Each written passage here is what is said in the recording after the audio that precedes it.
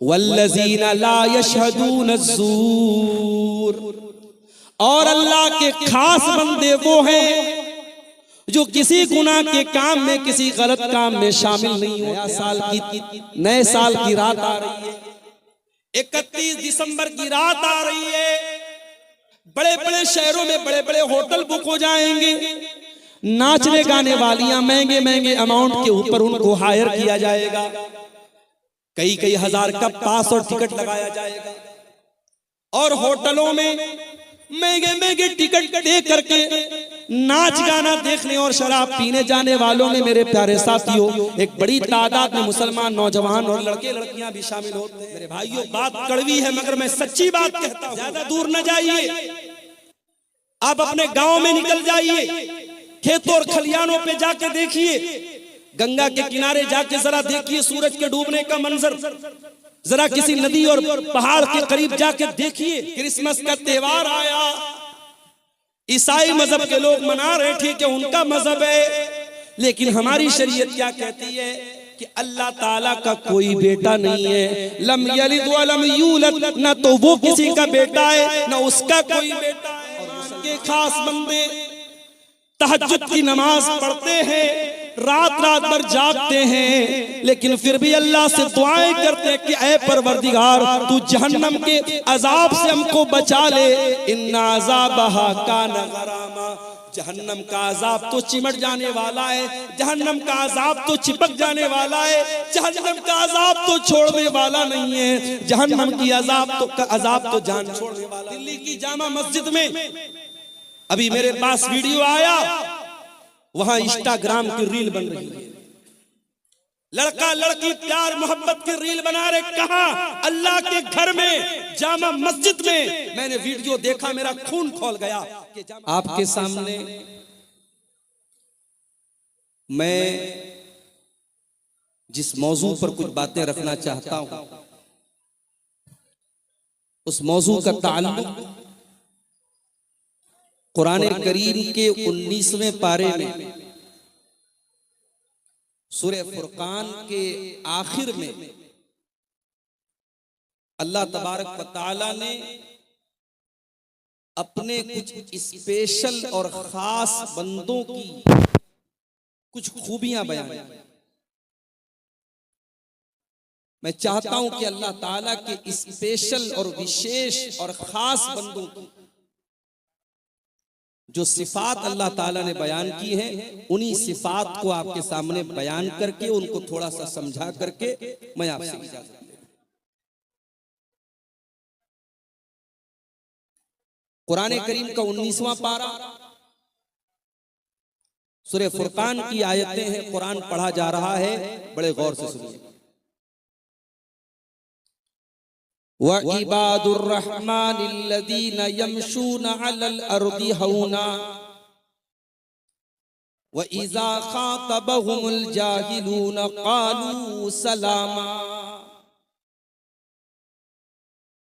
रहमान के बंदे वो हैं, अल्लाह के बंदे वो हैं जो जमीन के ऊपर नर्म चाल चलते हैं। अच्छा, अल्लाह ने ऐसा क्यों बोला कि रहमान के बंदे ऐसे? क्या एक गुनाह करने वाला, एक गलत काम करने वाला, एक अल्लाह तबारक व तआला के साथ शिर्क करने वाला, क्या वो अल्लाह का बंदा नहीं है? बंदे तो सब अल्लाह। लेकिन जिस तरीके से हम अपनी जबान में किसी बाप के 5 बेटे होते हैं, तो जो एक बेटा बहुत लायक होता है, अपने माँ बाप का बहुत फरमा बरदार होता है, अपने माँ बाप की उम्मीदों पर खरा उतरता है, तो माँ बाप बड़े फख्र से कहते हैं मेरा बेटा तो वो है। इसका मतलब ये नहीं होता कि बाकी उसके बेटे नहीं है, इसका मतलब ये होता है कि मेरा बेटा कहलाने के लायक हकीकत में वो बेटा है जो बहुत लायक है। वही बात अल्लाह ताला यहां कह रहा है, व इबादुर रहमान के बंदे लज़ीना यमशूना अलल अर्दि हौना, जो जमीन के ऊपर नर्म चाल चलते हैं, अहंकार नहीं करते, तकब्बुर नहीं करते, गुरूर नहीं करते, घमंड नहीं करते। उनकी चाल बताती है कि ये घमंडी लोग नहीं है, ये तकब्बुर करने वाले लोग नहीं है, ये तवाज़ो वाले लोग हैं, ये अपने आप को छोटा समझते हैं। इंसान तकब्बुर करे तो किस बात पर करे? इंसान अपनी पैदाइश पर गौर करे, इंसान पैदा कैसे हुआ? अयहसबुल इंसानु अन युत्रका सुदा अलम यकुन नुतफतम मिन मनिय्यिन युमना थुम्मा काना अलक़तन फखलक़ फसव्वा। ऐ इंसान, जरा तू अपनी पैदाइश के ऊपर गौर कर, जरा तू अपनी सृष्टि के ऊपर गौर कर, अपनी तख्लीक के ऊपर गौर कर। तू पैदा कैसे किया गया? तू एक मनी के कतरे से, एक स्पर्म की बूंद से तुझको पैदा किया गया, और फिर तू एक जमा हुआ खून बन गया, फिर तू गोश्त का लोथड़ा बन गया, फिर तू जीता जागता इंसान बन गया। ऐ इंसान, एक हकीर पानी के कतरे से पैदा होने वाले इंसान, तू अपनी जात पर गुरूर क्यों करता है, तकब्बुर क्यों करता है? इंसान किस बात पर तकब्बुर करता है? अगर इंसान को अपनी दौलत पर तकब्बुर है तो इंसान याद रखे, इस दुनिया में बहुत बड़े बड़े दौलतमंद आए। बहुत बड़ा दौलत वाला था कारून, इतनी दौलत थी कारून के पास के कुरान कहता है व आतैनाहु मिनल कुनूज़ि मा इन्न मफातिहहु लतनू बिल उस्बति उलिल कुव्वा। हमने कारून को इतनी दौलत दी थी, इतना खजाना दिया था कि कारून के खजानों की चाबियों को बहुत सारे पहलवान बड़ी मुश्किल से उठाते। अंजाम क्या हुआ कारून का? कारून को अपनी दौलत पर बड़ा नाज था, बड़ा गुरूर था, बड़ा तकब्बुर था। अंजाम क्या हुआ? अल्लाह कहता है फखसफना बिही व बिदारिहिल अर्दा। हमने कारून को जमीन दसा दिया, हमने कारून के महल को जमीन में दसा दिया, हमने कारून के खजाने को जमीन में दसा दिया। अपनी सारी दौलत के साथ कारून जमीन के अंदर दसा दिया गया। कभी दौलत पर गुरूर मत करना मेरे भाई। ये दौलत आज है, कल नहीं होगी। बड़े बड़े करोड़पति अरबपति लोग आज भिखारी बन गए, आज दूसरों के मोहताज बन गए, और जो कल तक भिखारी थे, फकीर थे, आज वो करोड़पति बन गए। कभी दौलत पर गुरूर मत करना, कभी अपनी खूबसूरती पर गुरूर मत करना। ये खूबसूरती एक दिन ढल जाएगी, ये खूबसूरत चेहरा एक दिन झुर्रियों से भर जाएगा। ये चेहरा, जिस चेहरे की खूबसूरती पर नाश करते हो, इस चेहरे पर सिलवटें पड़ जाएंगी, इस चेहरे पर झुर्रियां पड़ जाएंगी, ये बाल सफेद हो जाएंगे, ये बदन कमजोर पड़ जाएगा। ना अपनी खूबसूरती पर गुरूर करो, ना अपनी ताकत पे गुरूर करो, ना अपनी दौलत पे गुरूर करो। अल्लाह ताला कहता है मेरे स्पेशल बंदे वो हैं जो जमीन के ऊपर तकब्बुर नहीं करते, गुरूर नहीं। इसीलिए अल्लाह ताला कुरान के 15वें पारे में फरमाता है वला तमशी फिल अर्दि मरहा, जमीन में अकड़ करके न चला करो। इन्नका लन तखरिकल अर्द वलन तबलुगल जिबाल तूला। ना तो तू जमीन को फाड़ सकता है, ना तू आसमान की पहाड़ों की बुलंदियों पर चढ़ सकता है। ऐ इंसान, तू अकड़ करके क्यों चलता है? तू तकब्बुर क्यों करता है? 4 पैसे आ गए, जरा सी समाज में इज्जत मिल गई तो अपने स्टेटस पर, अपने मकाम पर, अपने ओहदे पर, अपनी कुर्सी पर कोई गुरूर न करे। गुरूर करना इब्लीस का तरीका है, तकब्बुर करना इब्लीस का तरीका है, और अपने आप को डाउन रखना, अपने आप को कमजोर समझना, अपने आप को छोटा समझना, ये नबियों की सुन्नत है मेरे प्यारे साथ। अरे भाई इतना बोल रहे तो नीचे कर दो भाई, क्यों बिला वजह की टेंशन पैदा? जो थोड़ा ऊंचा स्टैंड थोड़ा नीचा करो, थोड़ा नीचा करो। तकब्बुर करना और गुरूर करना ये शैतान की अलामत है मेरे प्यारे साथ। अल्लाह फरमाता है व इबादुर रहमानिल्लज़ीना यमशूना अलल अर्दि हौना। अल्लाह के खास बंदे वो हैं जो जमीन के ऊपर नर्म चाल चलते हैं, जो जमीन के ऊपर तकब्बुर नहीं करते, घमंड नहीं करते। अच्छा, यहां एक सवाल पैदा हो, एक इंसान अच्छा कपड़ा पहनता है, नया जूता पहनता है, अब वो घर से बाहर निकला उसका कपड़ा खूबसूरत है, उसका जूता खूबसूरत है। अब कोई दूसरा आदमी ऐसा मिल गया जिसका कपड़ा उतना अच्छा नहीं है, जिसका जूता उतना अच्छा नहीं है।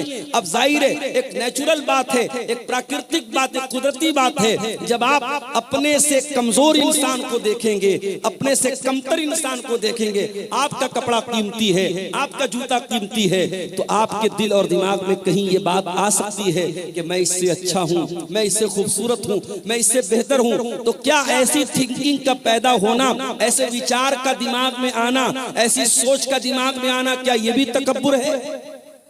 आइए एक हदीस पढ़ के सुनाता हूं। अल्लाह के नबी फरमाते हैं, जिस इंसान के दिल में जर्रा बराबर तकब्बुर होगा वो जन्नत में नहीं जाएगा। सहाबे किराम दहल गए, सहाबे किराम कांप गए। अल्लाह के रसूल, जर्रा बराबर जिसके दिल में तकब्बुर होगा, अहंकार होगा, घमंड होगा, गुरूर होगा, वो जन्नत में नहीं जाएगा। ऐ अल्लाह के नबी, हम में से हर इंसान चाहता है उसका कपड़ा अच्छा हो, हर इंसान चाहता है उसका जूता अच्छा हो, अच्छा जूता पहन के निकले, अच्छा कपड़ा पहन के निकले। अब किसी दूसरे को देख करके अगर अपने आप को बड़ा समझ लिया तो ऐ अल्लाह के नबी, ये तो बड़ा घाटे का सौदा है। एक जरा सा तकब्बुर पैदा होगा और इंसान जहन्नम में चला जाएगा। आपने फरमाया, ऐ मेरे सहाबा, तकब्बुर ये नहीं है कि इंसान अच्छा कपड़ा ना पहने, तकब्बुर ये नहीं है कि इंसान अच्छा जूता ना पहने। आपने फरमाया, इन्नल्लाह जमीलुन युहिब्बुल जमाल, अल्लाह ताला खूबसूरत है और अल्लाह ताला खूबसूरती को पसंद करता है। ये बड़ी प्यारी बात है। अल्लाह ताला खूबसूरत है, साहिबे जमाल है, अल्लाह जमील है और जमाल को पसंद करता है। कभी गौर कीजिए अल्लाह ताला की कायनात कितनी खूबसूरत है। ज्यादा दूर न जाइए, आप अपने गांव में निकल जाइए, खेतों और खलियानों पे जाके देखिए, गंगा के किनारे जाके जरा देखिए सूरज के डूबने का मंजर, जरा किसी नदी और पहाड़ के करीब जाके देखिए। दुनिया की सारी खूबसूरती फेल है मेरे प्यारे साथियों, अल्लाह ताला के क्रिएशन की खूबसूरती, अल्लाह की कुदरत की खूबसूरती के आगे दुनिया की सारी खूबसूरती फेल है। अल्लाह खूबसूरत है और अल्लाह ने इस कायनात को बहुत खूबसूरत बनाया है। आप अच्छा कपड़ा पहने, अच्छा जूता पहने, इस्लाम को इस पर कोई आपत्ति नहीं है। अल्लाह ताला को कोई, अल्लाह ताला के नजदीक इसमें कोई हर्ज की बात नहीं। फिर तकब्बुर क्या है? अब तकब्बुर की परिभाषा, तकब्बुर की डिफिनीशन अल्लाह के नबी की जुबान से।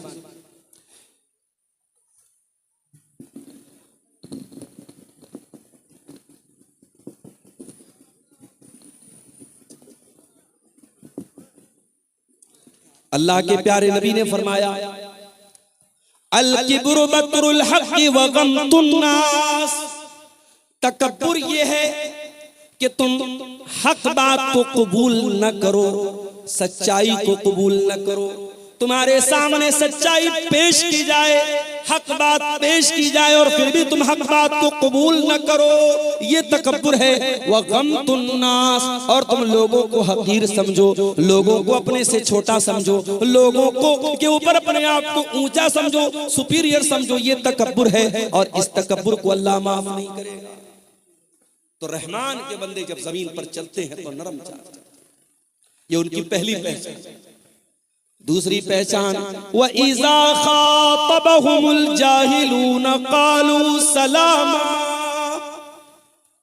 और रहमान के बंदों की दूसरी पहचान ये है, जब जाहिल उनके मुंह लगते हैं, जब जाहिल उनसे कन्वर्सेशन करते हैं, जब जाहिल उनसे बातचीत करते हैं और जिहालत पर उतर जाते हैं, तो ईंट का जवाब पत्थर से नहीं देते, वो शेर का जवाब सवा शेर से नहीं देते, वो जाहिल का जवाब खामोशी से देते हैं, वो सलाम कह करके आगे गुजर जाते हैं।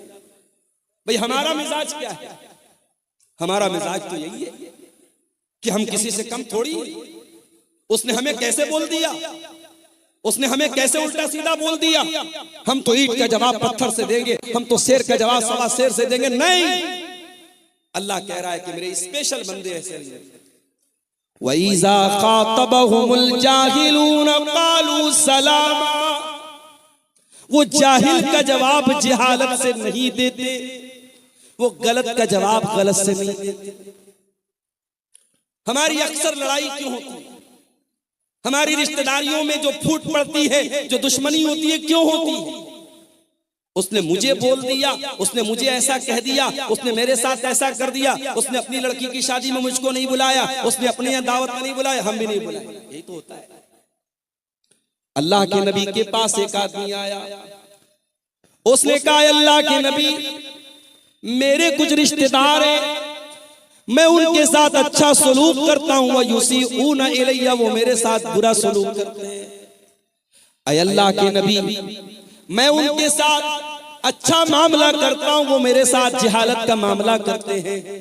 मैं उनके साथ नरमी का मामला करता हूं, वो मेरे साथ सख्ती का मामला करते हैं। आपने फरमाया, ऐ मेरे सहाबी, जब तक तू इस हाल में, जिस हाल में तू बता रहा है, तब तक अल्लाह ताला की तरफ से एक फरिश्ता बराबर तेरी मदद करता रहेगा।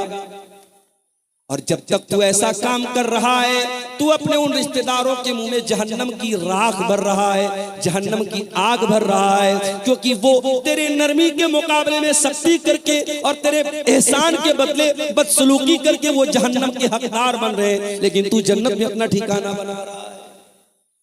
ये इस्लाम का अखलाक है मेरे। अभी लखनऊ के अंदर क्रिसमस का त्योहार हमारे ईसाई मजहब के लोग मना रहे थे। उनके चर्च के पास दूसरे मजहब के लोग आए और वहां पे हुड़दंग मचाने लगे, बदतमीजी करने लगे। माफ कीजिए, हालांकि वो लोग मुसलमान नहीं थे, लेकिन ये बदतमीजी कि किसी दूसरे मजहब के त्योहार के मकाम पे जाकर अपने मजहब की का जो है प्रचार करना और वहां चीखना चिल्लाना, ये अखलाक के भी खिलाफ है और मानवता के भी खिलाफ है। आज मुल्क में नफरत का माहौल इस कदर बढ़ चुका है कि आज कभी मस्जिदों के सामने, कभी चर्च के सामने और कभी किसी दूसरे मजहब की इबादतगाह के सामने जाकर इस तरीके की बदतमीजी की जाती है। इस्लाम के अंदर इस जिहालत की कोई गुंजाइश नहीं। इस्लाम जाहिलों का मजहब नहीं है, इस्लाम बदतमीजी का मजहब नहीं है। इस्लाम अखलाक का नाम है, इस्लाम किरदार का नाम है, इस्लाम कैरेक्टर का नाम है। मेरे प्यारे साथियों, जाहिल का जवाब भी आपको जहालत से नहीं देना है, गाली का जवाब भी आपको गाली से नहीं। यहूदी बहुत बड़े कमबख्त थे, बहुत बड़े बदतमीज थे, गुस्ताख थे। यहूदी अल्लाह के नबी के पास आते हैं, अस्सलामु अलैकुम कहते हैं, लेकिन जरा सी जबान को घुमा लेते हैं और अस्सलामु अलैकुम कहने के बजाय वो अस्सलामु अलैकुम कहते हैं। देखिए, अरबी जबान बड़ी रिच जुबान है, बहुत रिच लैंग्वेज है। अस्सलामु अलैकुम की मीनिंग क्या है? तुम पर सलामती हो, तुम शांति से रहो, तुम समृद्धि से रहो, तुम खुश रहो। और अस्सलामु अलैकुम बोलो तुम मर जाओ। अरबी जबान इतनी रिच लैंग्वेज है कि एक लेटर खत्म हो गया, मीनिंग अपोजिट हो गई। अस्सलामु अलैकुम का मतलब तुम सलामत रहो और अस्सलामु अलैकुम मतलब तुम मर जाओ। यहूदियों ने अस्सलामु अलैकुम कहा, किसको? नबी। नबी ने सुन लिया। हजरत आयशा के कानों में यहूदियों के जुमले पड़ गए। जब यहूदियों ने अस्सलामु अलैकुम कहा, अम्मा आयशा को गुस्सा आया, उन्होंने फौरन जवाब दिया, वालैकुमुस्सलाम वल्लानतु, ऐ यहूदियों, तुम पर भी मौत आए, तुम पर भी अल्लाह की लानत आए, तुम मर जाओ। अल्लाह के नबी ने देखा हजरत आयशा बड़े गुस्से में, बड़े जोश में, बड़े जज्बात में, आपने फरमाया, महलन या आयशा, ऐ आयशा ठहर जाओ, रुक जाओ। इतने जज्बात में क्यों आ रही हो, इतने तैश में क्यों आ रही हो? इन्नल्लाह युहिब्बुर रिफ्क़ फिल अम्रि कुल्लिही, ऐ आयशा, अल्लाह ताला नरमी को पसंद करता है, अल्लाह ताला सख्ती को पसंद नहीं करता, अल्लाह तो नरमी वाला नरमी को पसंद करता है। हजरत आयशा ने कहा, अल्लाह के नबी, आपने देखा नहीं उन यहूदियों ने कितनी गंदी बात आपको कही? उन्होंने आपको अस्सलामु अलैकुम नहीं कहा, उन्होंने आपको अस्सलामु अलैकुम कहा। मैं कैसे गवारा कर लूं? मेरे नबी को मौत की बद्दुआ दी जाए, मेरे नबी को बुरा भला कहा जाए और मैं बर्दाश्त। हजरत आयशा ने हमें और आपको एक सबक भी दिया। सबक ये दिया कि अगर आपके दिल में रसूल की मोहब्बत है और रसूल की गैरत है और आपके रसूल को बुरा भला कहा जाए तो आपको गुस्सा आना चाहिए, आपके जज्बात भड़कने चाहिए। अगर आपके जज्बात ठंडे पड़े हैं, आपके नबी को कुछ भी कह दिया जाए, आपके जज्बात पर कोई फर्क न पड़े, इसका मतलब कि आप बेगैरत हो चुके हैं, आपके अंदर रसूल के नाम की कोई गैरत नहीं। क्रिसमस का त्योहार आया, ईसाई मजहब के लोग मना रहे, ठीक है उनका मजहब है, लेकिन हमारी शरीयत क्या कहती है कि अल्लाह ताला का कोई बेटा नहीं है। लम यलिद व लम यूलद, ना तो वो किसी का बेटा है ना उसका कोई बेटा है।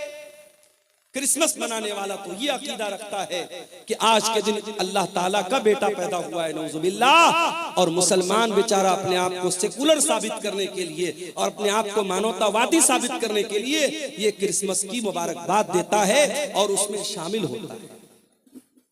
कितने मुसलमान बच्चे सांता क्लॉस बनते हैं और उनकी नकाब पहने हुई मुसलमान माँ अपने सांता क्लॉस बने बच्चे को स्कूल में छोड़ने जाती है। मेरे प्यारे भाइयों, मेरी माँ और बहनों, होना तो ये चाहिए था कि हम इस शिर्क से अगर रोकने की क्षमता रखते तो हम रोकने की कोशिश करते। हम रोक नहीं सकते तो कम से कम बुरा समझते, मगर हम बुरा कहाँ समझ रहे हैं, हम तो सपोर्ट कर रहे हैं, हम तो साथ दे रहे हैं। इसका मतलब कि तौहीद की गैरत हमारे अंदर नहीं है, अल्लाह की गैरत हमारे अंदर नहीं है। अल्लाह को गाली दी जा रही है, अल्लाह को बुरा भला कहा जा रहा है, अल्लाह का बेटा बनाया जा रहा है और हम मुबारकबाद दे रहे हैं, हम शुभकामनाएं दे रहे हैं, हम उनके साथ शामिल हो रहे हैं। मेरे प्यारे साथियों, हजरत आयशा ने यह सबक दिया है कि मुसलमान अगर हो, अल्लाह से मोहब्बत करते हो, रसूल से मोहब्बत करते हो, अल्लाह को बुरा भला कहा जाए तो तुम्हारा खून खौल जाना चाहिए, रसूल को बुरा भला कहा जाए तो तुम्हारा खून खौल जाना चाहिए। हजरत आयशा कहती हैं, मुझसे बर्दाश्त नहीं हुआ, मैंने जवाब दिया, ऐ यहूदियों तुम पर अल्लाह की लानत आए, तुम मेरे नबी को बुरा भला कह रहे। नबी ने क्या जवाब दिया? कहा आयशा, मैंने उन यहूदियों की बदतमीजी को सुना था और मैंने उनका जवाब भी दे दिया था जब उन्होंने अस्सलामु अलैकुम कहा था। ऐ आयशा, मैंने जवाब दे दिया था, मैंने व अलैकुम कह दिया था। उन्होंने कहा था अस्सलामु अलैकुम, ऐ मोहम्मद सल्लल्लाहु अलैहि वसल्लम आपके ऊपर मौत आ जाए, आप खत्म हो जाएं, आप हलाक हो जाएं। ऐ आयशा, मैंने जवाब दे दिया था व अलैकुम, तुम पर भी हलाकत आ जाए, तुम भी मर जाओ, तुम भी खत्म हो जाओ। ये मेरे नबी का अंदाज था। गाली का जवाब आपने गाली से नहीं दिया। मेरे भाइयों, ये अखलाक आज अपने देश में, अपने इलाके में, अपने स्टेट में, अपने गांव में, अपने खानदान में, अपने परिवार में ये अखलाक पैदा करो। अपने बच्चों को ये अखलाक सिखाओ। रहमान के बंदों का ये अखलाक होता है, वइज़ा खातबहुमुल जाहिलून क़ालू सलामा, कि वो जाहिल का जवाब जहालत से नहीं देते। अच्छा, उनका दिन ऐसा गुजरता है, उनकी रात कैसी गुजरती है? वल्लज़ीन यबीतून लिरब्बिहिम सुज्जदन व क़ियामा, जब दुनिया रात में आराम कर रही होती है, गुलछर्रे उड़ा रही होती है, अय्याशी कर रही होती है, रहमान के स्पेशल बंदे रात को तहज्जुद पढ़ते हैं, क़ियामुल लैल करते हैं, रात रात भर सजदा करते हैं, रात रात भर क़ियाम करते हैं, रातों को तहज्जुद की नमाज पढ़ते हैं। आज कितने मुसलमान हैं जो तहज्जुद की नमाज पढ़ते हैं? अरे तहज्जुद छोड़ दो, संभल की बात करने वाले, बनारस की बात करने वाले और उन मस्जिदों की बात करने वाले जिन मस्जिदों पर दुश्मनों की निगाहें हैं, अपने गांव की मस्जिदों को पहले आबाद करो। तुम्हारे गांव की मस्जिद में फजर की नमाज में कितने लोग रहते हैं? मुअज्जिन अज़ान की आवाज दे रहा है, अस्सलातु खैरुम मिनन नौम, नमाज नींद से बेहतर है। और मोहल्ले में, गांव में सैकड़ों लोग रहते हैं, दो चार बूढ़ों के अलावा, दो चार बुजुर्गों के अलावा जो डंडा लेके मस्जिद में पहुंचते हैं, कोई फजर की नमाज में आने को तैयार नहीं है। गोया हम ये साबित कर रहे हैं कि ऐ मुअज्जिन, तू कहता है नमाज नींद से बेहतर है, लेकिन मेरे नजदीक नींद बेहतर है, मैं नींद को छोड़ करके नमाज पढ़ने को तैयार नहीं। आज का मुसलमान 5 टाइम की नमाज पढ़ने को तैयार नहीं, और वो बेचारा बैठ करके तबसरा कर रहा है, हमारी मस्जिदें निशाने पर हैं, हमारी मस्जिदों पर दुश्मनों की गलत नजर है। अरे दुश्मन की गलत नजर बाद में है, पहले तूने अपनी मस्जिदों को वीरान किया। दिल्ली की जामा मस्जिद में अभी मेरे पास वीडियो आया, वहां इंस्टाग्राम की रील बन रही है, लड़का लड़की प्यार मोहब्बत की रील बना रहे। कहा? अल्लाह के घर में, जामा मस्जिद में। मैंने वीडियो देखा, मेरा खून खौल गया कि जामा मस्जिद के एडमिनिस्ट्रेशन और वहां की इंतजामिया क्या कर रही है। इस तरीके के बेहुदा वीडियोस जामा मस्जिद के अंदर बनाए जा रहे हैं। प्यार मोहब्बत की बातें एक लड़का लड़की वो वीडियो के अंदर फिल्मा रहे, और वो वीडियो जामा मस्जिद दिल्ली के अंदर बन रही है। मेरे प्यारे साथियों, दिल्ली के अंदर 5 मस्जिदें तो ऐसी है, पुरानी मस्जिदें जो पिकनिक स्पॉट बन चुकी है, और वहां आशिक और माशूक मिलने जाते हैं। वो लवर्स पॉइंट बन गया है, वो आशिकों के मिलने का अड्डा बन गया है। ये मुसलमान का हाल है। और वो बेचारा कह रहा है कि साहब हमारी मस्जिदों पर दुश्मनों की गलत नजर है। अल्लाह कह रहा है मेरे स्पेशल बंदे 5 टाइम की नमाज के तो पाबंद होते ही होते हैं। वल्लज़ीन यबीतून लिरब्बिहिम सुज्जदन व क़ियामा, वो रात रात भर सजदे में रहते हैं, वो रात रात भर क़ियाम में रहते हैं, वो अल्लाह की बारगाह में रोते रहते हैं, वो अल्लाह की बारगाह में तहज्जुद पढ़ते हैं, क़ियामुल लैल करते हैं। कल जुमा का दिन है, फजर की नमाज में आप मस्जिद में जाएंगे। अगर इमाम साहब को मसला मालूम है, सुन्नत का तरीका मालूम है, इमाम साहब पहली रकात में सूरह सजदा पढ़ाएंगे, दूसरी रकात में सूरह दहर पढ़ाएंगे। सूरह सजदा की तिलावत जब आप सुनेंगे, सूरह सजदा में ये आयत भी इमाम साहब तिलावत करेंगे। ततजाफा जुनूबुहुम अनिल मज़ाजी यदऊन रब्बहुम खौफन व तमा। मेरे नेक बंदे वो हैं जो अपने बिस्तर से अलग रहते हैं। रातों में लोग सोए रहते हैं, मेरे नेक बंदे अपने बिस्तर से अलग होकर अल्लाह की बारगाह में रुकू कर रहे होते हैं, अल्लाह की बारगाह में सजदा कर रहे होते हैं। मेरे नेक बंदे तहज्जुद पढ़ते हैं, मेरे नेक बंदे क़ियामुल लैल करते हैं। और एक बात आपको बोलता हूं, कभी कोई मसला फंस जाए, कभी जिंदगी में कोई प्रॉब्लम आ जाए, कभी कोई समस्या आ जाए, नुस्खा बताता हूं, नोट कर लो। 5 टाइम की नमाज की पाबंदी करो, और तहज्जुद की नमाज के लिए मोबाइल पर अलार्म सेट करो।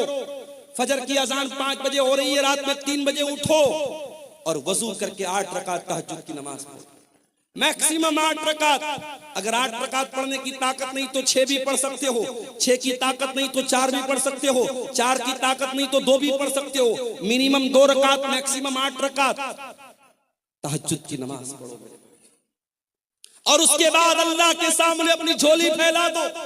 आए अल्लाह, शादी को 8 साल हो गए, तेरा बंदा औलाद की नेमत से महरूम है। आए अल्लाह, मेडिकल चेकअप करा लिया, डॉक्टर्स की रिपोर्टें नॉर्मल हैं, डॉक्टर का इलाज दुरुस्त है। आए अल्लाह, मेरे मेरे मेरे घर में बच्चे की किलकारी नहीं गूंज रही है, मेरी बीवी की गोद सूनी है। आए अल्लाह, मुझे औलाद की नेमत से नवाज दे। मेरे प्यारे साथियों, ये तजर्बा और मुशाहदा जो उलमा का और नेक लोगों का रहा है, वो मैं आपको बता रहा हूँ। तहज्जुद की नमाज में आप तहज्जुद की नमाज पढ़ने के बाद अल्लाह से वो चीजें मांगिए जो असंभव है, जो नामुमकिन है। अल्लाह ताला उस असंभव और नामुमकिन को भी इंशाअल्लाह मुमकिन बना। तजर्बे और मुशाहदे की बात बता रहा हूं, क्योंकि वो वक्त ऐसा है मेरे प्यारे साथियों, जब अल्लाह खुद आसमान दुनिया पर नाजिल होता है और अल्लाह खुद कहता है अपने बंदों से, मांगो मुझसे, मैं तुम्हारी पुकार को सुनूंगा। मुझसे मग़फ़िरत तलब करो, मैं तुम्हें माफ कर दूंगा। मुझसे सवाल करो, मैं तुम्हें दूंगा। अल्लाह देने के लिए उतरा है, अल्लाह दे रहा है। और मेरे प्यारे साथियों, हम इतने बदनसीब हैं, हम उस मुबारक वक्त को, उस अजीम घड़ी को हम उसको खो देते हैं। मेरे प्यारे साथियों, तहज्जुद की नमाज आपको बहुत कुछ ऐसा देगी जो आपको सोच के भी बाहर है, आपके तसव्वुर से भी बाहर है। अल्लाह कह रहा है मेरे स्पेशल बंदे रातों को तहज्जुद की नमाज पढ़ते। और आगे बढ़िए। अच्छा, तहज्जुद पढ़ते हैं इसका मतलब नेक लोग हैं।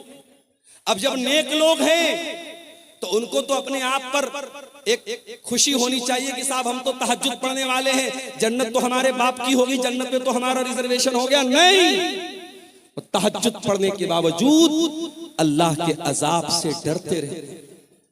वल्लज़ीना यक़ूलूना रब्बना स्रिफ़ अन्ना अज़ाब जहन्नम इन्ना अज़ाबहा कान गरामा इन्नहा साअत मुस्तक़र्रन व मुक़ामा। रहमान के खास बंदे तहज्जुद की नमाज पढ़ते हैं, रात रात भर जागते हैं, लेकिन फिर भी अल्लाह से दुआएं करते हैं कि ऐ परवरदिगार तू जहन्नम के अजाब से हमको बचा ले। इन्ना अज़ाबहा कान गरामा, जहन्नम का अजाब तो चिमट जाने वाला है, जहन्नम का अजाब तो चिपक जाने वाला है, जहन्नम का अजाब तो छोड़ने वाला नहीं है, जहन्नम की अजाब तो जान छोड़ने वाला नहीं है। आज 2-4 लाख रुपये हमने मस्जिद में दे दिया, 2-4 लाख रुपये हमने मदरसे में दे दिया, कोई जलसा करा दिया, कोई मस्जिद बनवा दी, कोई यतीमों की मदद कर दी, तो हम उतने ही पर बड़े फख्र से, बड़े गुरूर से हम अपने आप को समझते हैं कि साहब हमने तो बहुत बार तीर मार लिया, अब तो जन्नत हमारे बाप की हो गई। नहीं मेरे प्यारे साथियों, ये बहुत ही खतरनाक किस्म का तकब्बुर है कि इंसान अपनी नेकियों को, अपने नेक अमाल को अपनी नजात के लिए फाइनल समझे कि हाँ मैंने नेकी कर ली तो मेरी नजात हो गई। इंसान को नेकी करके भी डरना चाहिए, पता नहीं अल्लाह ताला ने उसकी नेकी कबूल की है। हजारों साल पहले जब इब्राहिम अलैहिस्सलाम ने खाने काबा को बनाया था, उनका बेटा इस्माइल भी अपने बाप के साथ खाने काबा को बना रहा था। दोनों बाप बेटे खाने काबा को बना रहे थे, और बाप बेटे क्या दुआ कर रहे थे, कुरान बाप बेटों की दुआ को बयान कर रहा है। व इज़ यरफ़उ इब्राहीमुल क़वाइद मिनल बैति व इस्माइल रब्बना तक़ब्बल मिन्ना इन्नका अंतस समीउल अलीम। ऐ परवरदिगार, इब्राहिम दुआ कर रहे हैं, उनका बेटा इस्माइल दुआ कर रहा है, ऐ परवरदिगार हम बनाने को तो खाने काबा बना रहे हैं, ऐ अल्लाह हम तेरा घर बना रहे हैं, हम मस्जिद बना रहे हैं, लेकिन ऐ अल्लाह हमको पता नहीं हमारा ये अमल कबूल होगा कि नहीं होगा। रब्बना तक़ब्बल मिन्ना इन्नका अंतस समीउल अलीम, ऐ अल्लाह तू हमारी इस नेकी को कबूल फरमा ले, तू दुआओं को सुनने वाला है, तू दिल का हाल जानने वाला है। नेकी के बाद इंसान को चिंता होनी चाहिए कि हमारी नेकी अल्लाह ताला के स्वीकार हुई कि नहीं हुई, अल्लाह ताला के कबूल हुई कि नहीं हुई। रहमान के बंदे तहज्जुद पढ़ते हैं और फिर भी दुआ करते हैं कि ऐ अल्लाह हमें जहन्नम के अजाब से बचा ले। इन्न अज़ाबहा कान गरामा, जहन्नम का अजाब इंसान को चिपक जाने वाला। गरामा का मतलब समझते हैं? अरबी जबान में जब कोई किसी से कर्जा लेता है तो जो कर्जा वसूलने के लिए आता है उसके लिए अरबी में गराम का लफ्ज इस्तेमाल होता है। जाहिर है कि अगर आपने किसी से कर्जा लिया है तो बार बार आपके घर पे आएगा, आपको छोड़ेगा नहीं आपसे जब तक पैसा नहीं ले लेगा।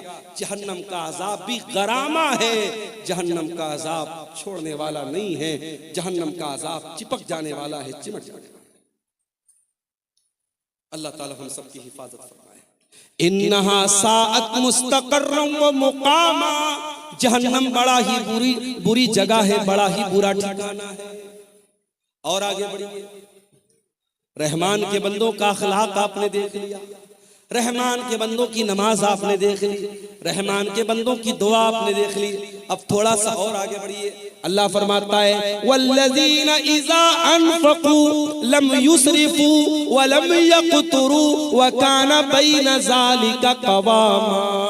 रहमान के बंदे जब खर्च करते हैं तो ना तो फजूल खर्ची करते हैं, ना बखीली करते हैं, वो बीच का रास्ता अपनाते हैं। वो ना तो कंजूस होते हैं, ना बखील होते हैं, और ना ही दौलत होने के बावजूद ना तो दौलत होने के बावजूद कंजूस होते हैं, ना दौलत का मिसयूज करते हैं, गलत इस्तेमाल करते हैं, ना फजूल खर्ची करते हैं, ना कंजूसी।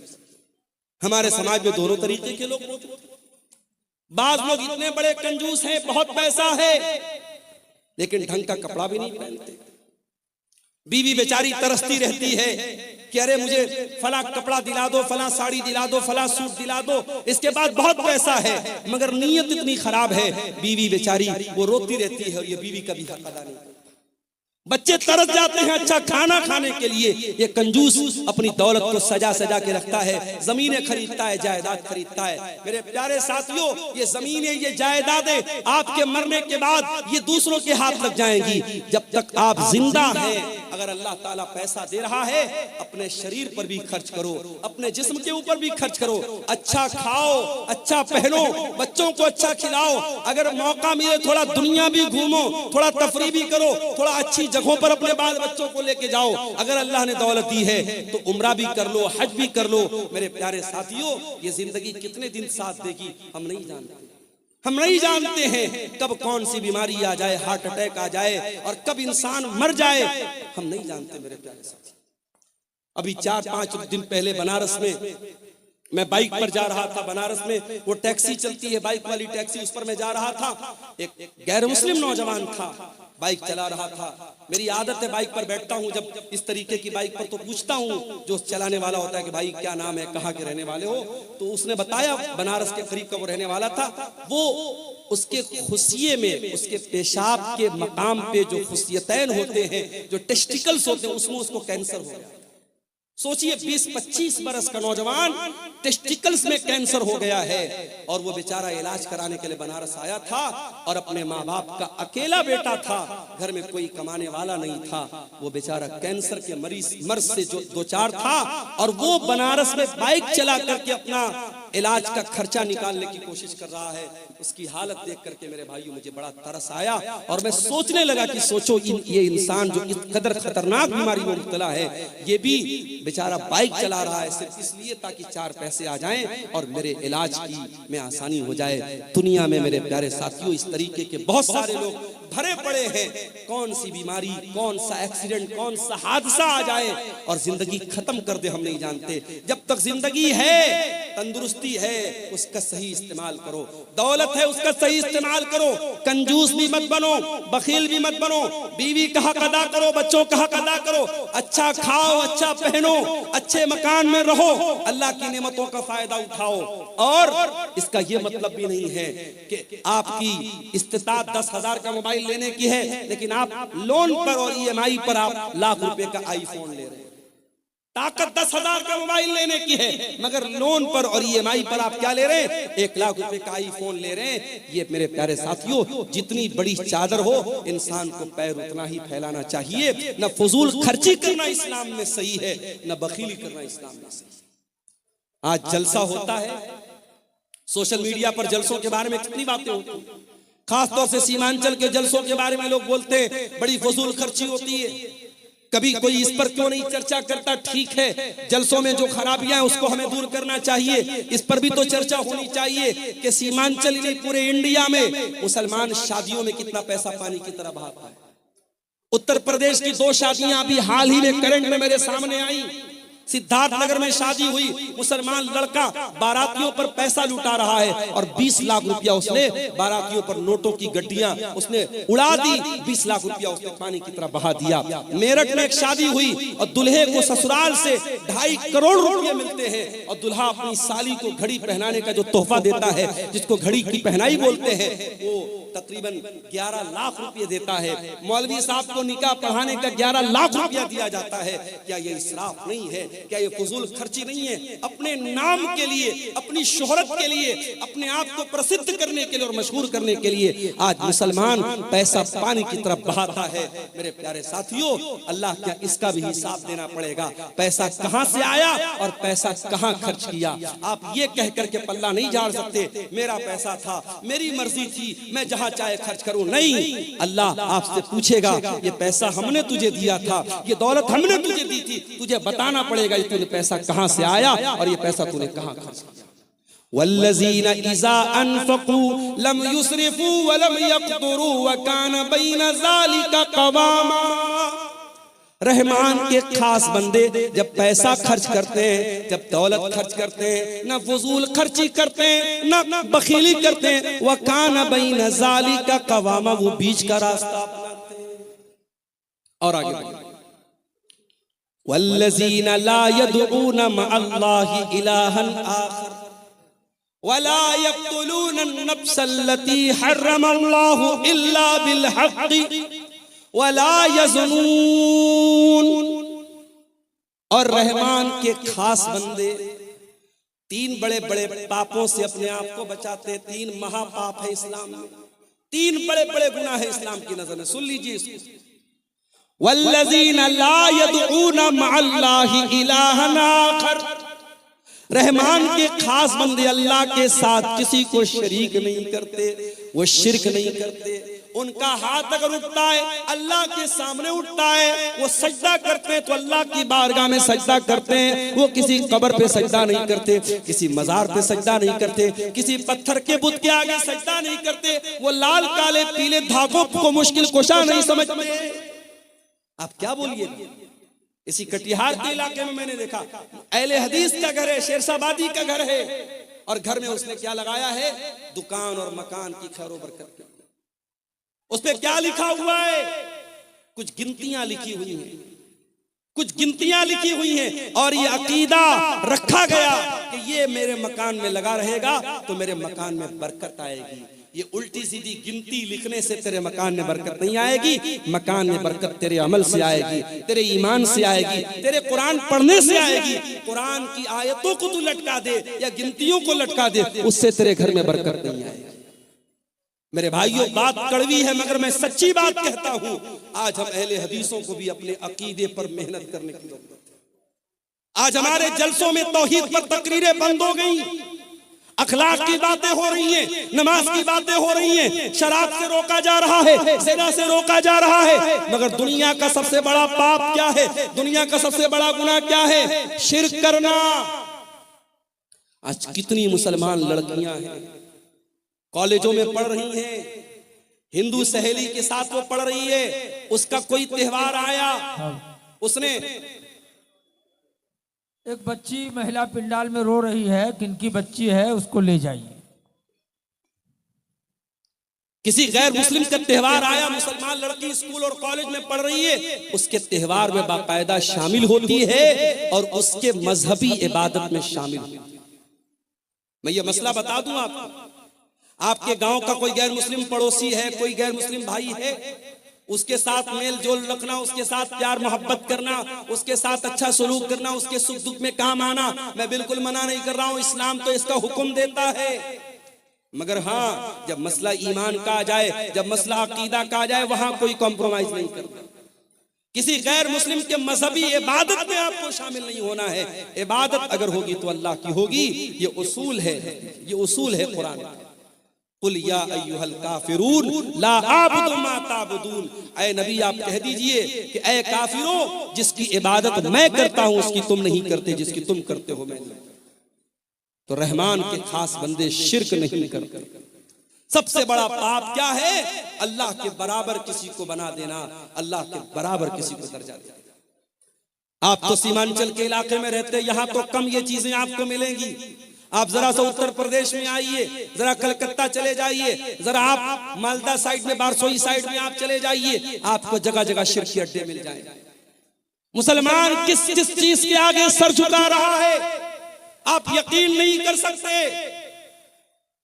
एक मुसलमान रास्ते में जा रहा था, उसके एक पैर का जूता टूट गया।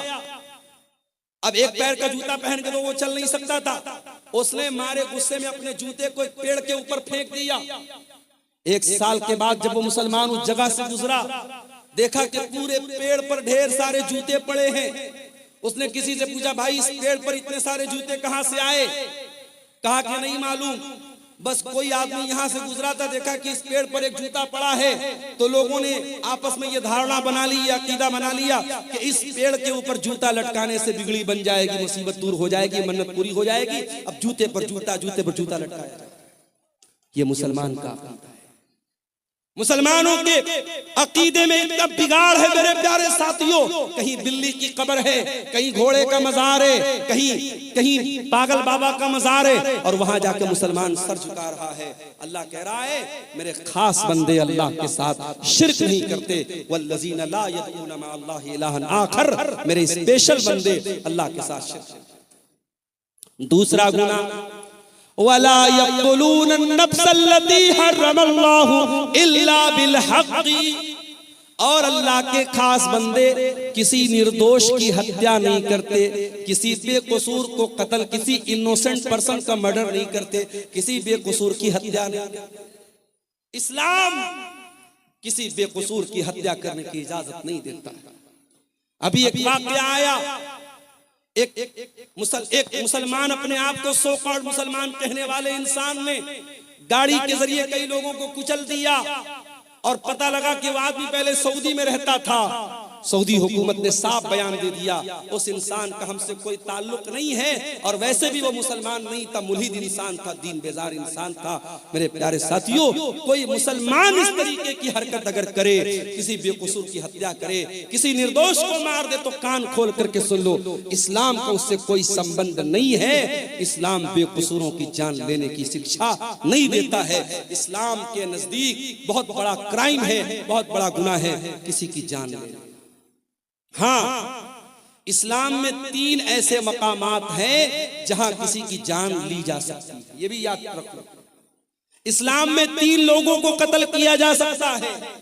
नंबर 1, अस्सय्यिबुज़्ज़ानी, शादीशुदा इंसान अगर जिना कर रहा है और इस्लामी हुकूमत है, चाहे वो मर्द हो चाहे वो औरत हो, इस्लामी हुकूमत के अंदर शादीशुदा जानी की सजाए मौत है, उसे रज्म किया जाएगा, पत्थरों से मार मार के खत्म किया जाएगा। नंबर 2, अल क़त्ल बिल क़त्ल, अगर किसी ने किसी की हत्या की है तो हत्यारे को उस हत्या के बदले, उस कत्ल के बदले हत्यारे को कत्ल किया जाएगा, कातिल को कत्ल किया जाएगा, कातिल से क़िसास किया जाएगा, उसको भी इस्लाम में उसकी इजाजत दी गई है। और नंबर 3, अल मुफारिक़ु लिदीनिही, इस्लामी हुकूमत के अंदर अगर कोई मुसलमान रहता है, वो इस्लाम को फॉलो करते करते अगर इस्लाम को छोड़ देता है और किसी दूसरे मजहब को स्वीकार कर लेता है, मुर्तद हो जाता है, मुशरिक हो जाता है, काफिर हो जाता है, अगर इस्लामी हुकूमत के अंदर ऐसा काम करता है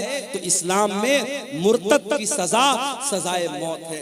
इस्लाम ये कहता है अगर आप इस्लामी हुकूमत में रहते हैं, आप इस्लाम को छोड़ के किसी और मजहब पर अमल करते हैं, कोई मसला नहीं है, आप रह सकते हैं। लेकिन अगर आप इस्लाम को फॉलो करते हैं और इस्लामी हुकूमत के अंदर रहते हुए आप अगर मुर्तद होते हैं, अल्लाह के दीन को छोड़ करके कोई और दीन अपनाते हैं, तो फिर ये माफी के लायक जुर्म नहीं है, ये माफ करने के लायक अपराध नहीं है, और इस्लामी हुकूमत में उसकी सजाए मौत है। ये 3 गुनाह ऐसे हैं जिन पर इस्लाम में कत्ल करने की इजाजत दी गई है। अल्लाह कह रहा है, वला यक़्तुलून नफ्सल्लती हर्रमल्लाहु इल्ला बिल हक़्क़ि, मेरे नेक बंदे वो हैं, मेरे स्पेशल बंदे वो हैं जो किसी निर्दोष की हत्या नहीं करते, वला यज़नून, और जिना नहीं करते। ये तीसरा बड़ा गुनाह है, जिना करना, बदकारी करना, शर्मगाह का गलत इस्तेमाल करना, ये जिनाकारी और बदकारी इस्लाम की नजर में तीसरा बड़ा गुनाह है। इसीलिए जब अल्लाह के नबी से पूछा गया, आय अल्लाह के नबी, अय्युज़ ज़म्बि आज़मु इंदल्लाह, अल्लाह के नजदीक सबसे बड़ा गुनाह क्या है? आपने फरमाया, अन तजाला लिल्लाहि निद्दन व हुवा खलक़क, सबसे बड़ा गुनाह यह है कि तुम अल्लाह के बराबर किसी को करार दे दो। पूछा गया, आय अल्लाह के नबी, उसके बाद दूसरा सबसे बड़ा गुनाह क्या है? आपने फरमाया, अन तक़्तुला वलदक खशियत अन यतमा माक, अपनी औलाद को कत्ल कर देना इस डर से कि वो औलाद तुम्हारे साथ खाए। अब यहां एक मसला पैदा होता है, क्या फैमिली प्लानिंग करने की इस्लाम में इजाजत है? 2 लड़के हैं मेरे, अभी मैं तीसरा लड़का नहीं चाहता, अभी 2 लड़कों को पालना मेरे लिए मुश्किल हो रहा है, तीसरा लड़का मैं नहीं चाहता, तीसरी औलाद नहीं चाहता, क्या फैमिली प्लानिंग कर सकता हूं? ये बड़ा ही नाजुक मसला है। फैमिली प्लानिंग कर सकते हैं कि नहीं कर सकते हैं, ये बड़ा ही नाजुक मसला है। उसमें अगर आप बच्चे की पैदाइश और बच्चे के मां के पेट में वजूद में आने से पहले के जो तरीके हैं जिसमें हमल न ठहरे, अगर वो तरीके आप अपनाते हैं तो उसकी गुंजाइश मौजूद है। अगर आप कोई परमानेंट ऐसा जैसे नसबंदी हो जाती है, ये गलत है, या बगैर किसी मजबूरी के औरत का ऑपरेशन करा दिया जाए, ये गलत है।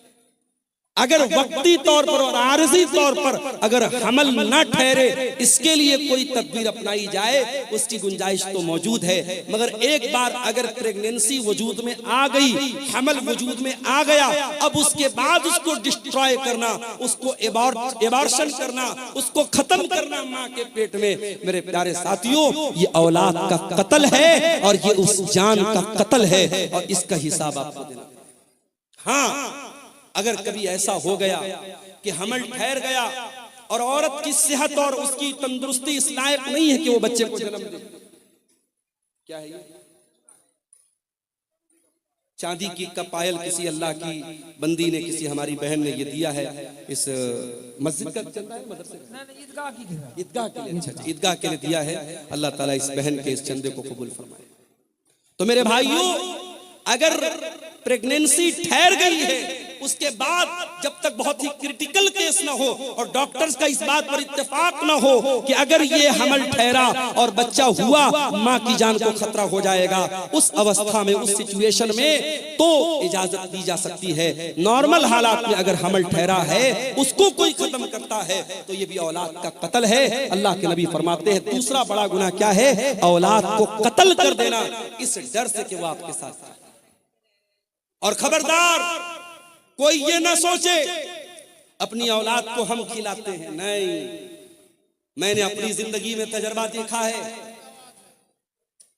क्या हुआ? मेरी 3 बेटियां हैं। 2013 में शादी हुई, 14 में मेरी बड़ी बेटी पैदा हुई। मैंने जिंदगी में अपना तजर्बा मैं आपको बता रहा हूं, मैंने महसूस किया है। खास तौर से बेटी जब पैदा होती है, इंसान अपनी जिंदगी में, अपनी रोजी रोटी में, अपने कारोबार में, अपनी मईशत में बरकत महसूस करता है। औलाद अपना मुकद्दर लेके आती है। आप खबरदार ये मत सोचिए कि आप अपनी औलाद को खिलाते हैं। आपको भी खिलाने वाला अल्लाह है और आपकी औलाद को भी खिलाने वाला अल्लाह है। जी जी, चंदा बहुत कम हुआ है, इसलिए शेख मोहतरम से गुजारिश है कि अच्छा अच्छा, ठीक ठीक ठीक। मौलाना बंगला बोल पाएंगे थोड़े, एक आध सीख। मेरे भाइयों, मौजू तो जो मेरा चल रहा है उस पर मैं बात करूंगा और कर ही रहा हूं। आपने जैसा कि सुना, शेख तौहीद साहब ने भी बताया कि प्रोग्राम एक ईदगाह के चंदे के लिए हुआ है। और मैं इसी इलाके में जानता हूं कि अल्लाह ताला ने इतना लोगों को दिल दिया है कि एक एक दिन में 20-20 लाख रुपए एक एक जलसे में चंदा उतरा है। तो आप थोड़ा सा दिल खोलिए, माओ बहनों से भी कहता हूं, थोड़ा दिल खोल करके आप यहाँ पे अपना चंदा भेजिए। और हमारे बादशाह हुसैन सलफी साहब भी कलेक्शन इंशाअल्लाह करेंगे, या और जो भी उलमा चंदा करने वाले हैं वो आपके उस चंदे का ऐलान भी करेंगे और उसकी दुआएं भी करेंगे। आप इस काम में देर न कीजिए और जलसे के जिम्मेदारों से भी गुजारिश करें। साहब का टाइम नहीं है, मौलाना जर्जी साहब का टाइम होता चला ऐसा, इसलिए मौलाना हुसैन को टाइम नहीं दिया जाएगा, मौलाना जर्जी साहब ही को दिया जाएगा। अच्छा, इसलिए आप कुछ देर चंदा कर दें। और कुछ फतवा भी आया हुआ है, उसका जवाब देना। चंदा तो भाई हमारे बस का नहीं है। चलिए देखते हैं। ऐसे बोलते जाइए, इंशाअल्लाह देंगे। तो मेरे भाइयों, औलाद का कत्ल करना ये बहुत बड़ा गुनाह है। अल्लाह के नबी ने पूछा दूसरा बड़ा गुनाह क्या है? आपने फरमाया अन तक़तुल वलदक खश्यता यतमा माक, अपनी औलाद को कत्ल कर देना इस डर से कि वो तुम्हारे साथ खाएगी। औलाद को हम नहीं खिलाते, अल्लाह खिलाता है, बात याद रखिए। नहनु नर्ज़ुकुहुम व इय्याकुम, तुमको भी खिलाने वाले हम हैं, तुम्हारी औलाद को खिलाने वाले भी हम हैं। इस गलत फहमी में मत रहना कि औलाद को हम खिलाते हैं। अल्लाह कह रहा है कि तुम्हारी औलाद को हम खिलाते हैं, तुम अपनी औलाद के रोजी के मालिक नहीं हो। अल्लाह ताला ये 1000 किसी भाई ने चंदा दिया है, अल्लाह इस चंदे को कबूल फरमाए। और इस तरीके से आप आते रहिए, तकरीर तो होती रहेगी। आखिर में 10-15 मिनट थोड़ा सा आप यहाँ पर आकर के मेरे हाथों पे भी कुछ चंदा दे दीजिए, ताकि मौलाना तौहीद साहब की बात भी रह जाए। और जो जलसे की कमेटी के लोग मायूस बैठे हुए हैं, असल जो मकसद है, जो पर्पज है जलसे का, चंदा बता रहे काफी कम हुआ है। आप हजरात बहुत बड़ी तादाद में आए हैं, इतनी बड़ी भीड़ और इतना बड़ा मजमा अगर आए और ईदगाह जैसी पाकीज़ा जगह के लिए, जहां साल में इबादत होगी, ईद और बकरीद की नमाज होगी, और एक बार ये जमीन खरीद ली गई तो समझो जब तक वो जमीन रहेगी और नमाज पढ़ी जाती रहेगी, सवाब आपको मिलता रहेगा। परमानेंट आप सदका करके इंशाअल्लाह जाएंगे, सदका जारिया, तो जरूर आप इसमें हिस्सा लें मेरे प्यारे साथी। देखिए आप हजरात मौलाना का हाथ पर दें और दुआ ले लीजिए। मौलाना मुसाफिर आदमी हैं, 2000 बनारस से आए हैं, इसलिए उनके हाथ में दीजिए। इंशाअल्लाह उर्दू में भी दुआ देने में नेकी मिलेगी। और जलसा कमेटी के लोगों से गुजारिश है कि माँ बहनों के पिंडाल में चादर लेके जाए, जिनको जिम्मेदारी है, जो भी माँ बहनों के पिंडाल में भी, जेंट्स पिंडाल में भी चादर लेके जाए। तो अल्लाह के नबी से पूछा गया कि दूसरा बड़ा गुनाह क्या है? आपने कहा औलाद को कत्ल करना। फिर पूछा गया अल्लाह के नबी तीसरा बड़ा गुनाह क्या है? आपने फरमाया अंतुजानिया हलीलत जारिक, अपने पड़ोसी की बीवी के साथ जिना करना। जिना तो किसी भी औरत के साथ करना हराम है। पड़ोसी का जिक्र आपने खास तौर से इसलिए किया क्योंकि पड़ोसी के ऊपर भरोसा करता है। अगर कोई अपने पड़ोसी के साथ विश्वासघात करे, पड़ोसी के भरोसे का खून करे तो ये डबल गुनाह है, ये गुनाह पर गुनाह है। इसलिए अल्लाह के नबी ने पड़ोसी का खास तौर से जिक्र किया। तो ये तीन बड़े बड़े गुनाह हैं। रहमान के खास बंदे न तो शिर्क करते हैं, न कत्ल करते हैं, न जिना करते हैं। और अल्लाह आगे क्या कहता है? वमन यफअल ज़ालिका यल्का सामा, और जो भी इंसान शिर्क करेगा, किसी निर्दोष की हत्या करेगा या ज़िना करेगा, वो बहुत बड़ी मुसीबत उठाएगा और बहुत बड़े गुनाह में पड़ जाएगा। युज़ाफ़ लहुल अज़ाबु यौमल क़ियामति व यख़लुद फ़ीही मुहाना, और हमेशा वो जहन्नम की आग में जलता रहेगा। लेकिन हाँ, ज़िना करने वाला भी तौबा कर ले। दुनिया वाले कहते सुबह का भूला शाम को लौट जाए, तो भूला नहीं कहते। अल्लाह कह रहा है अगर जिना करने वाला, कत्ल करने वाला, शिर्क करने वाला भी सच्ची तौबा कर ले, मैं उसे स्वीकार करने को तैयार हूं, मैं उसे कबूल करने को तैयार हूं। इल्ला मन ताबा व आमना व अमिला अमलन सालिहा फउलाइका युबद्दिलुल्लाहु सय्यिआतिहिम हसनात व काना अल्लाहु गफूरर रहीमा। जो तौबा करेगा, जो ईमान लाएगा और जो नेक अमल करेगा, अब तक जितना गुनाह किया गुनाह कर लिया, अब तक जितना गलत काम किया कर लिया, अब तौबा कर लिया और ईमान के रास्ते पर आ गया और नेक अमल कर लिया, तो अल्लाह क्या कहता है?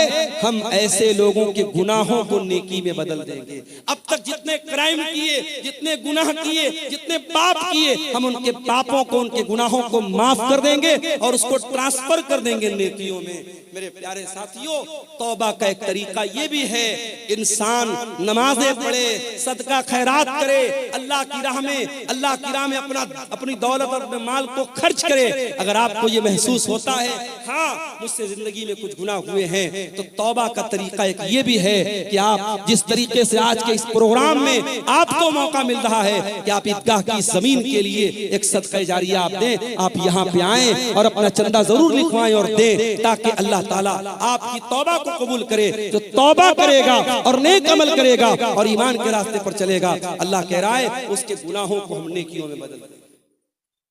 वमन ताबा व अमिल सालिहन फइन्नहु यतूबु इलल्लाहि मताबा, और जो इंसान तौबा करता है वो सही रास्ते पर वापस पलट जाता है, वो अपनी गाड़ी को यू टर्न लेकर के सही रास्ते पर आ जाता है।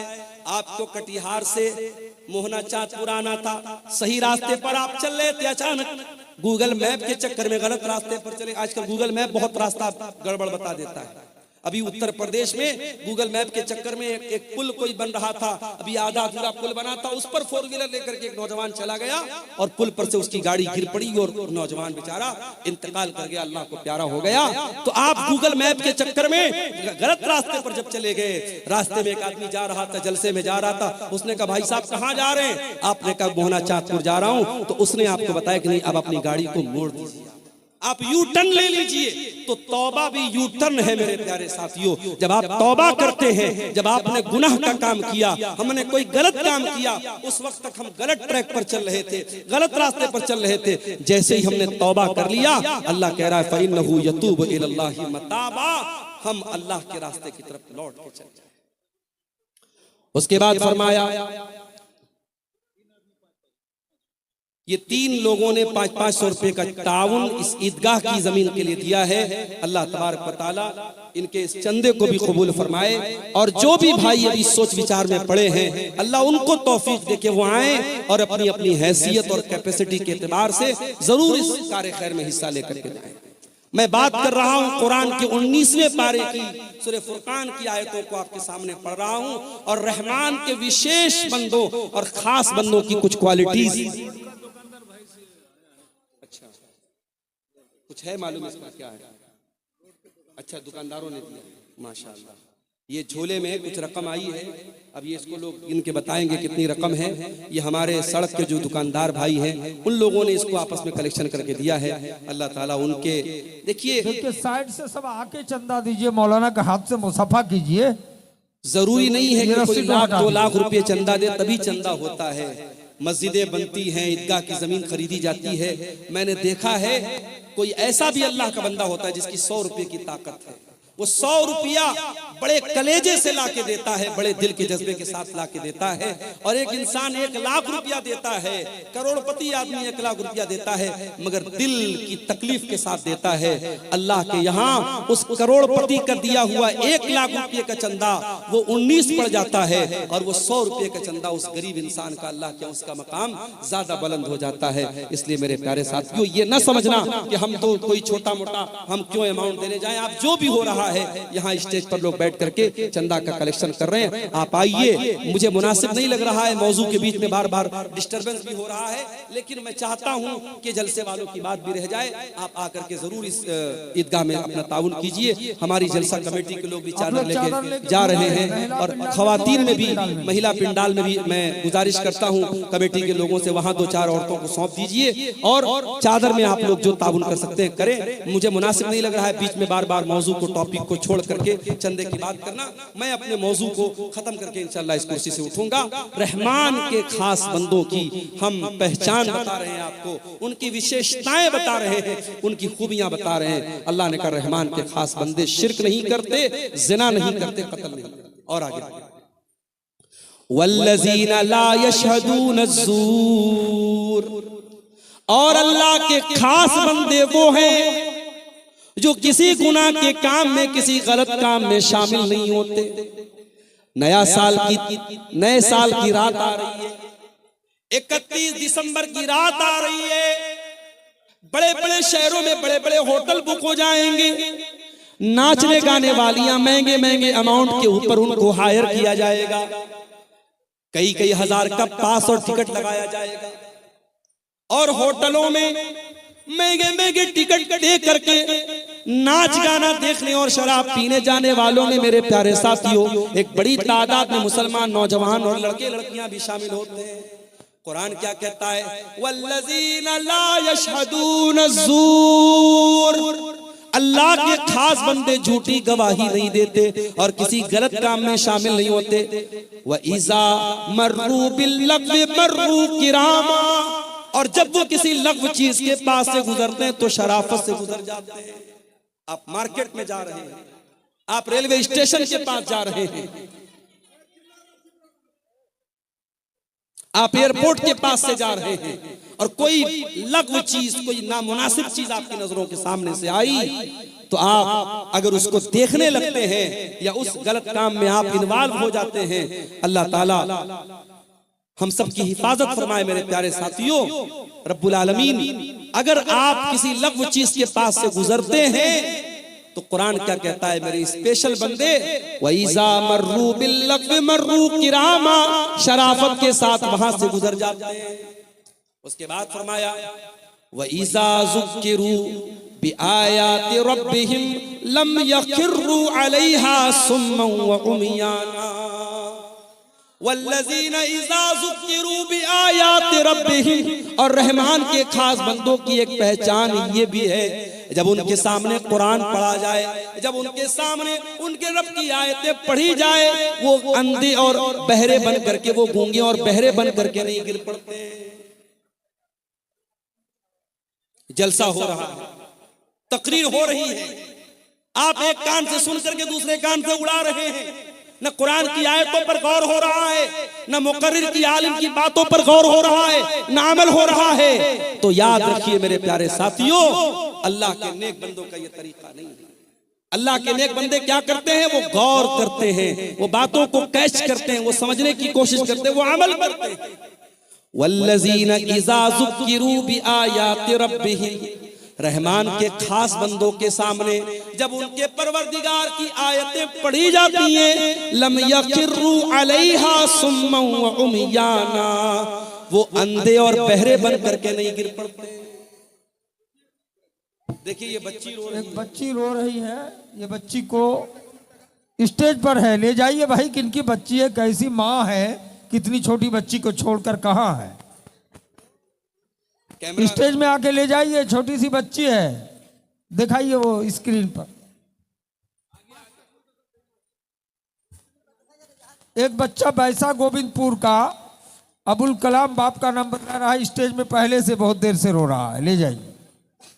मलकैन का रहमान के खास बंदे कुरान की आयतों को सुन करके सुम्म वो उमियाना, अंधे और बहरे बन करके गिर नहीं पड़ते, गौर करते हैं, अमल करते हैं। कुरान की आयतें आज हमारे सामने पढ़ी जाती है, पत्थर दिल हो चुके हैं मोरा। नमाज पर कितनी तकरीरें हो रही हैं, बेनमाजी वैसे के वैसे। ज़िनाकारी पर कितनी तकरीरें हो रही हैं, ज़िना के केसेस कम नहीं हो रहे हैं। शराब पर कितनी बातें हो रही हैं, मगर नशे का रुझान बराबर बढ़ता चला जा रहा है। मेरे प्यारे साथियों, रहमान के खास बंदे कुरान की आयतों को गौर से सुनते हैं और अमल करते हैं। उसके बाद फरमाया, वल्लज़ीन यक़ूलून रब्बना हब लना मिन अज़वाजिना व ज़ुर्रियातिना क़ुर्रता अयुन वजअलना लिलमुत्तक़ीन इमामा। ये रहमान के खास बंदों की आखिरी पहचान अल्लाह बयान कर रहा है। रहमान के खास बंदे वो हैं जो ये दुआएं करते रहते कि ऐ हमारे परवरदिगार, हमारे बीवी बच्चों को हमारी आंखों की ठंडक बना दे। बीवी बच्चे हमारी जिंदगी का बड़ा अहम हिस्सा होते हैं मेरे भाई। हम जब भी खुश होते हैं अपने बीवी बच्चों के साथ खुशी में शामिल होते हैं। हम किसी अच्छी जगह घूमने फिरने जाते हैं, अपने बीवी बच्चों को शामिल करते हैं। क्या अपने बीवी बच्चों को जहन्नम की आग से बचाने की चिंता हमारे दिल और दिमाग में पैदा नहीं होती मेरे भाई? देखिए, ये फिर किसी ने 1500 रुपए का ताउन पेश किया है और ये 100 रुपए का भी कुछ ताउन हमारे चंद नौजवानों ने पेश किया था। अल्लाह ताला इन तमाम चंदा देने वालों के चंदे को और दान देने वालों के दान को अल्लाह कबूल फरमाए। अल्लाह इनकी जायज मुरादों को पूरी फरमाए। ये सामने फोन पे का स्कैनर कोड भी, बार कोड भी लगा हुआ है, जगह जगह इन लोगों ने लगाया है स्टेज के बीच में। आप हजरात जो ऑनलाइन भी पेमेंट करना चाहें, जरूर इस ईदगाह की जमीन के लिए करते हुए जाएं। तो रहमान के खास बंदे अपने बीवी बच्चों के लिए दुआ करते हैं। अगर आपकी बीवी दीनदार नहीं है, आपका बच्चा अगर दीन पर नहीं है, तो कम से कम कुछ नहीं कर सकते। रजाकार हजरात से गुजारिश है कि 10 मिनट के अंदर हजरत मौलाना जर्जीस साहब इटावा उनको ले आए स्टेज में। 10-15 मिनट के अंदर मौलाना जर्जीस साहब को स्टेज में ले आए। तब तक मौलाना अब्दुल गफ्फार के बाद मौलाना मुश्ताक साहब बंगला में 10-15 मिनट ईदगाह के लिए चंदा करेंगे बंगला जबान पे, जो देना चाहें दे सकते हैं। रहमान के खास बंदे अपने बीवी बच्चों की चिंता करते हैं। अपने बीवी बच्चों के कपड़े की चिंता तो हम सब करते हैं, बच्चों की दुनिया के फ्यूचर की चिंता तो हम सब करते हैं। लेकिन मेरे प्यारे साथियों, ये जमीन, ये जायदाद, ये रुपया, ये पैसा, ये जेवर, ये कपड़ा हमारे बीवी बच्चों की दुनिया में काम आएगा। अपने बच्चों की, अपने बीवी की आखिरत को बनाने के लिए आपने क्या किया? आज कितने लोग हैं, जवान बेटी उनकी पढ़ाई कर रही है कलकत्ता में, रांची में, पटना में, लड़की कहाँ जा रही है, क्या कर रही है, रातों में किससे मिल रही है, माँ बाप को कोई फिक्र नहीं है। वो तो बड़े फख्र से कहते हैं हमें तो अपनी लड़की के ऊपर भरोसा है। मेरे प्यारे साथियों, भरोसे के नाम पर आंख मूंद लेना और अपनी बेटियों को, अपनी नादान बेटियों को बुराई के अड्डों पे डाल देना, ये अक्लमंदी का सौदा नहीं है, ये फायदे का सौदा नहीं है। अपने बच्चों के अकीदे की फिक्र करो, अपने बच्चों की आखिरत की फिक्र करो। अल्लाह कह रहा है, मेरे नेक बंदे दुआएं करते हैं, रब्बना हब लना मिन अज़वाजिना व ज़ुर्रियातिना क़ुर्रता आयुन। ऐ परवरदिगार, हमारे बीवी बच्चों को हमारी आंखों की ठंडक बना दे। वजअलना लिलमुत्तक़ीना इमामा, और हमें तू मुत्तकियों का इमाम बना दे। मुत्तकी बनना कमाल नहीं है, मुत्तकियों का इमाम बनना कमाल है। ऐसे मुत्तकी बनो, पूरे गांव के लिए आइडियल बन जाओ, पूरे इलाके के लिए आइडियल बन जाओ। तुम्हारी फैमिली इतनी मुत्तकी बन जाए, तुम्हारी बीवी इतनी दीनदार हो, तुम्हारे बच्चे इतने दीनदार हो कि लोग मिसाल दे कि हाँ दीनदार ऐसे लोग होते हैं, मुत्तकी ऐसे। इतनी सारी क्वालिटीज जिनके अंदर पैदा हो जाएं अब अल्लाह ताला रिवार्ड क्या देगा, बदला क्या देगा, इनाम क्या देगा, पुरस्कार क्या देगा, जरा सुनिए। उलाइका युजज़ौनल गुरफता बिमा सबरू व युलक़ौना फ़ीहा तहियतन व सलामा। अल्लाह कह रहा है इनको अल्लाह जन्नत में कमरा देगा। अल्लाह कह रहा है जन्नत में रूम देगा, कमरा देगा। अभी मुंबई का सफर करना है मुझे, मैं ऑनलाइन चेक कर रहा था कि ताज होटल में अगर एक दिन रात गुजारी जाए तो कितना अमाउंट आएगा। तो मैंने इंटरनेट पर चेक किया, बंबई का बहुत 5 स्टार होटल, बड़ा मशहूर होटल है ताज होटल, एक रात गुजारने का अमाउंट कितना आ रहा था, 50,000 रुपया। 50,000 रुपया एक रात का चार्ज है ताज होटल का, जो हमारे मुंबई शहर का बहुत 5 स्टार होटल है, बहुत बड़ा होटल है। लोग चाय पीने जाते हैं ताज होटल में, लोग बताते हैं 700-800 रुपए की एक चाय होती है। जब दुनिया के 5 स्टार होटलों की इतनी उनकी रौनक है कि एक एक रात का 50-50,000 रुपया चार्ज लोग देते हैं और वहां रात गुजारते हैं, तो सोचो मेरे भाइयों, जन्नत तो हमारे तसव्वुर और हमारे इमेजिनेशन से कहीं ज्यादा खूबसूरत है। और जन्नत के कमरे कैसे होंगे, और जन्नत के महल कैसे होंगे, और जन्नत के खाना पीना कैसा होगा, हम तो तसव्वुर भी नहीं कर सकते। अल्लाह कह रहा है ये क्वालिटीज अगर आपके अंदर पैदा हो जाएं, उलाइका युजज़ौनल गुरफता बिमा सबरू, ऐसे नेक बंदों को उनके सब्र का फल मिलेगा, अल्लाह उनको जन्नत में दाखिल करेगा और जन्नत में फरिश्ते उनको सलाम करेंगे, फरिश्ते उनको सैल्यूट करेंगे, खालिदीन फीहा, और वो जन्नत में हमेशा रहेंगे। हसनत मुस्तक़र्रम व मुक़ामा, और जन्नत बहुत ही बेहतरीन ठिकाना है और बहुत ही बेहतरीन जगह है। मेरे अजीजों, ये चंद बातें मैंने आपके सामने सूरह फुरकान के हवाले से, कुरान के 19वें पारे के हवाले से आपके सामने रखी है। रहमान के खास बंदों की पहचान, मैं चाहता हूं कि ये जो पहचान अल्लाह ताला ने बयान की है, इन पहचान और इन विशेषताओं को हम सब भी अपना लें, ताकि अल्लाह ताला ने जो रिवार्ड दिया है, जो बदला दिया है, अल्लाह ताला उन नेक लोगों में हमको भी शामिल फरमा दे। मेरे भाइयों, ये जाते जाते जो भाई इस ईदगाह के लिए ताउन करके जा रहे हैं, अल्लाह ताला इन भाइयों के इस चंदे और ताउन को भी कबूल फरमाए। और मजीद जो भाई अब तक पीछे रहे हैं, माओ बहनों से भी गुजारिश करता हूं, मौलाना जर्जी साहब थोड़ी देर में आएंगे, उसके पहले पहले एक बेहतरीन तकरीर तो आप सुनेंगे, उसके पहले पहले जो भी आप इस ईदगाह के लिए आप चंदा दे सकते हैं, ताउन दे सकते हैं, वो जरूर करके जाएं। हम अल्लाह से दुआ करते हैं, रब्बुल आलमीन अपने खास बंदों में, अपने रहमान तू अपने विशेष बंदों में हमको भी शामिल फरमा दे, और जिन बुराइयों से वो बचते हैं तू हमें बचने की तौफीक अता फरमा, और जो नेक अमाल वो करते हैं वो नेक अमाल तू हमें सबको करने की तौफीक अता फरमा।